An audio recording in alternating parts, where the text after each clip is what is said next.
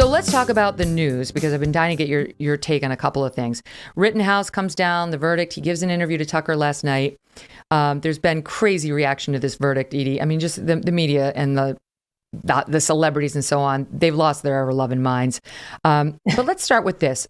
The effect on Kyle Rittenhouse's life and the death threats and the security threats that he's still under. This is Soundbite 3. I'm at a place now to where I have to have people with me because people want to kill me just because I defended myself, and they're too ignorant to look at the facts of what happened. Do you feel the threats?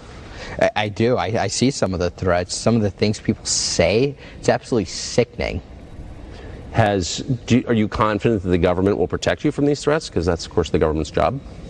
I hope so, but we all know how the FBI works. What do you think would have happened to you if there hadn't been the amount of video that there is? I can't even imagine. I don't think we'd be sitting here right now having this talk, Tucker. That's for sure. Yeah, I agree with both of them. What do you think? I absolutely agree too. That video was pretty good at showing what had happened that evening. And Kyle Rittenhouse, he needs protection. And one of the first things I said to my husband when the verdict was read was that guy's just got a bullseye on him. It's unfortunate, but I think that's being very honest about it. People hate, and regardless of what facts come out, regardless of, it's a trial by a jury. It's human, and people sometimes make mistakes. Judges sometimes make mistakes, but this is our system, and it's a system we've all agreed to live with. And so, regardless of what you think is the correct decision, the right thing I think to do is to accept what that decision is. And if you feel that there are injustices, then work to change whatever that was in the process that you don't think is correct. But in this, I think they got it right.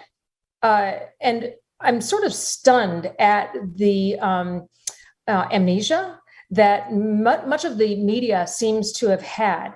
They didn't remember, and they just found out somehow through the trial that he hadn't just been wildly racing across state lines, or that he hadn't illegally been owning this gun.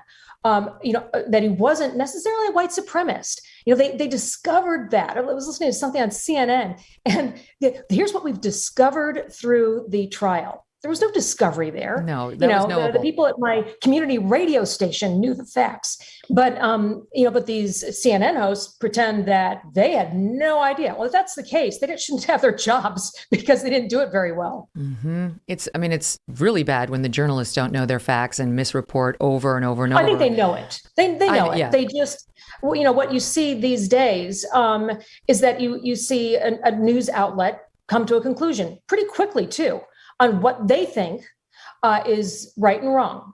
And from that point on, they select the facts that support their argument. It's almost as if they're handling the trial. And so that's what I think you saw a lot of during this trial in particular. And, as you know, I'm a mom, and I always I want my kids to be aware of what's going on around them. And I want them to be aware of how they need to be interpreting and looking at things. So one of the things I've always said to them is make sure you look at both sides. So if you're going to look at a conservative outlet, look at a liberal outlet, and somewhere in between, you're going to find the truth. But don't rely on one place to give that to you. Certainly don't rely on social media to be giving that to you. And unfortunately, I think that places, well, specifically in this case, you saw on CNN, they simply lie. They don't tell the truth. Mm-hmm. They then pretend they didn't know the truth when there is no way that they possibly couldn't have. Yeah. Yet they propagate that misinformation, disinformation, and do it simply to drive ratings and to make money and to pull in viewers and to get clicks. And that's pretty sickening. And it's not, of course, just the media, it's the politicians too. One of the other things, Tucker, asked Kyle Rittenhouse about was Joe Biden calling him a white supremacist before any of the facts were in. There was absolutely no evidence of it. He must have heard it on Twitter and thought it was an appropriate thing to repeat as a presidential candidate. He's refused to walk it back, even now as the sitting president, which is just terrible. That's abhorrent to me. And here was Kyle with a message for the president directly. Let's play soundbite 2. What did you make of the President of the United States calling you a white supremacist? Mr. President, if I could say one thing to you, I would urge you to go back and watch the trial and understand the facts before you make a statement. That's not a small thing to be called that. No, it's actual malice, defaming my character for him to say something like that. I think a lot of people watching have reached the same conclusion, and they would like to see you help make this better by holding some of these liars to account. Do you plan to do that? I have really good lawyers who are taking care of that right now. So I'm hoping one day there will be accountability for their actions that they did. Okay, so you're intent on you're not going to let that go. Like I said, really good lawyers are handling that. Yeah.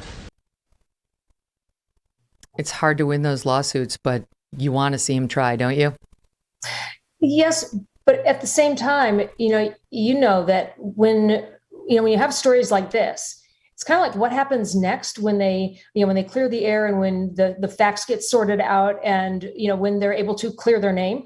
It never really gets cleared. There's always that asterisk. And people remember the horrible stuff. They kind of skip over, and the media certainly does, skip over the oops, we're sorry part of it. That's true. That's true. The president and the press. Don't you think that had it been Trump saying something like that, there would have been an outcry, especially now in the wake of the trial? But there's the crickets chirping.